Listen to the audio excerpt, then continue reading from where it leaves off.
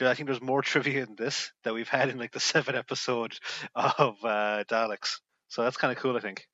Possibly, yeah. Though I did do two main character trivia notes as opposed to one. But the reason why I did that was because I had more time for this one. So, speaking of, I suppose, actors and characters, how about we move on to our review of The Doctor and Co. Yes. So I think this story, by design, as I mentioned in the trivia section, is very character focused. That is literally the entire story is practically character based.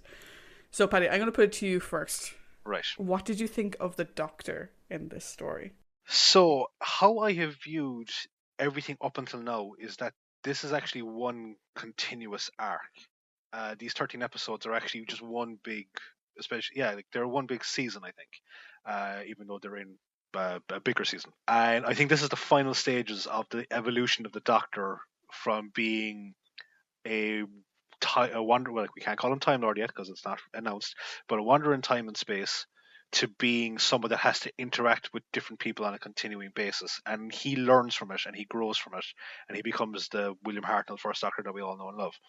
Now, it is kind of interesting to again to see, and it's a huge testament to I think William Hartnell's acting, is that he can just on a dime switch back between the meaner aspects of when we first saw him, when like the TARDIS is threatened and Susan is threatened, but he's also able to kind of be very warm and kind and considerate when he's apologizing to Barbara at the end of it.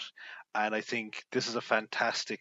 As much as he may not have liked the fact that the script has so many lines, I think it really ended up doing him a huge favor because for me, this was the thing that set the Doctor on being someone that is, or sorry, William Hartnell's Doctor is someone that is my top 5 favorite Doctors.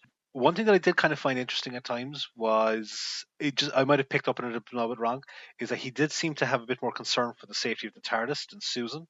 But then I thought back on it, and it's probably by making sure that the TARDIS is okay, he knows that Susan is okay then, because that protects both of them.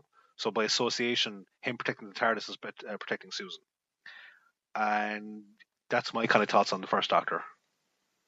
Yeah, I think in terms of the three episode or three story arc or the three story like sort of mini season, as you said, I think that's very true. I think even the BBC recognizes that when you consider that the only way, it may have changed now, but certainly when they first came out, the only way to get An Unearthly Child, The Daleks, and Edge of Destruction on DVD was to buy the beginning box set. Mm. They didn't sell those three stories individually when they first